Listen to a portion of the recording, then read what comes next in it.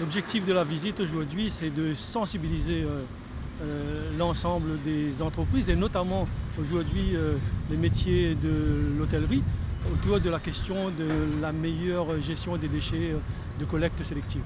Donc on voit si en amont il n'y a pas une véritable sensibilisation et un meilleur tri des déchets, malheureusement au niveau du centre de tri, on va avoir beaucoup de déchets qui ne seront pas valorisables et donc qui coûteront cher in fine aux usagers ou aux entreprises. Donc aujourd'hui, c'est vraiment sensibiliser ces entreprises-là pour que, au sein de leur organisation, ils mettent en place des outils, un accompagnement nécessaire, tant au niveau des salariés qu'au niveau des personnes qui viennent dans leurs hôtels, sur la question de la sensibilisation de la gestion des déchets. Ben, déjà, la gestion des bacs jaunes au niveau de ces entreprises-là. Faire en sorte que dans les bacs jaunes, on mette véritablement tout ce qui est valorisable. Il y a donc là une formation, une information à apporter à ces usagers sur quel type de déchets est valorisable et dans quel bac ça va partir. Je pense qu'à ce niveau-là, pas beaucoup de gens malheureusement n'ont le geste, le réflexe pour bien jeter son déchet. À ce niveau-là, Cycléa peut être un accompagnateur de cette initiative. Pourquoi il est important sur une île qui fait 2512 km², où arrivent tous les jours des bateaux avec des produits manufacturés qui font finir en déchets, comment il est important de préserver notre île par une gestion rationnelle de ces déchets. Un département français, une région française, une région ultra-périphérique, tout ça est possible parce qu'on a des financements de l'État, de l'Europe. Il y a des possibilités également de défiscalisation derrière.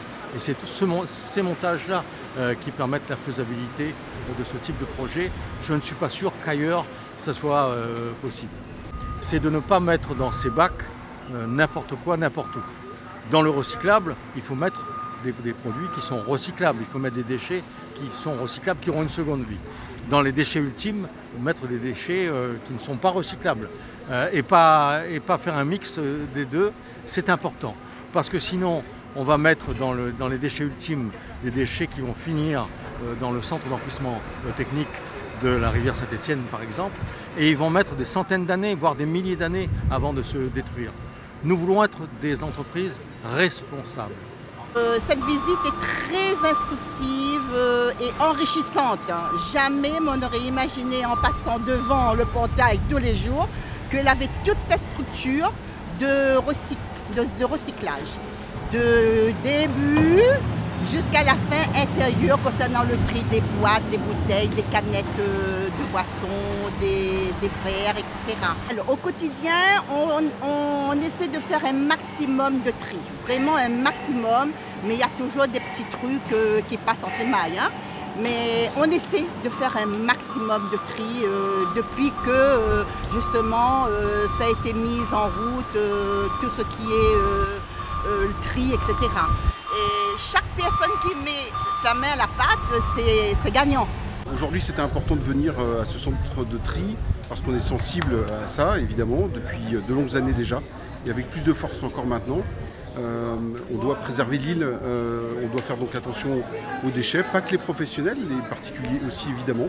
Et donc nous on fait très attention au tri, que ce soit des cartons, des plastiques, ça peut être de l'emballage aussi qui arrive et d'avoir des fournisseurs aussi qui soient éco-responsables, c'est-à-dire qu'ils nous envoient des packaging les moins importants possibles, hein. Ça commence par les achats, la responsabilité environnementale. Donc une grosse formation aussi sur les équipes, c'est important de sensibiliser notre personnel.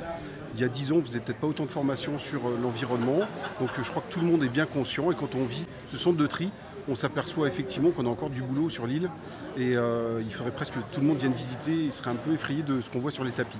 On a acheté un compacteur à carton, on essaie de bien donc, trier le verre et de vraiment pas mélanger dans les poubelles, ça commence par ça. On achète beaucoup moins de choses en plastique, comme ça on a moins à trier aussi derrière. Voilà, on essaie d'être le plus malin possible pour encombrer le moins possible nos poubelles. Et puis bientôt viendra aussi le traitement des biodéchets.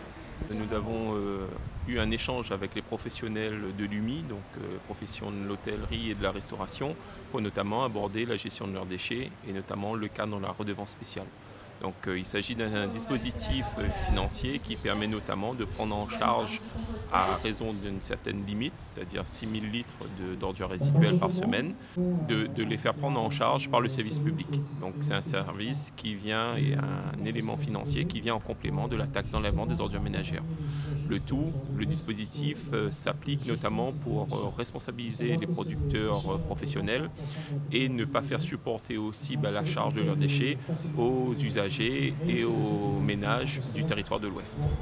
Donc l'idée aujourd'hui, c'était d'expliquer aux professionnels de l'Ouest avec qui on échange depuis plusieurs mois les dispositifs de la redevance spéciale, les montants, les seuils maximum pour lesquels le service public peut prendre en charge, et d'expliquer aussi quel type d'accompagnement le territoire de l'Ouest peut mettre à leur disposition, notamment en matière de gestion des biodéchets, ou les aides qui existent à travers l'ADEME ou la Chambre de commerce, qui peuvent notamment les accompagner sur des diagnostics déchets et mettre en place un plan d'action pour notamment mieux réduire leurs déchets, mieux gérer leurs déchets et faire des économies d'une manière globale sur la gestion de leurs déchets.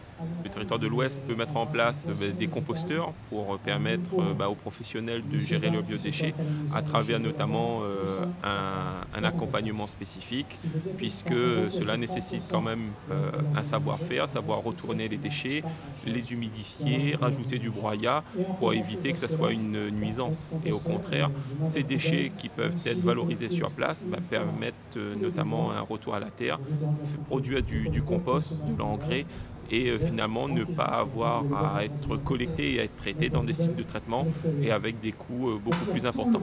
Alors le gaspillage alimentaire, c'est aussi un sujet important, notamment sur tous les métiers en lien avec la restauration, puisqu'on se rend compte, notamment dans la restauration scolaire, qu'environ 40 à 50% on a à minima, on va dire 30 à 40% de gaspillage alimentaire, c'est-à-dire des plats qui sont préparés et qui ne sont même pas utilisés, qui sont jetés.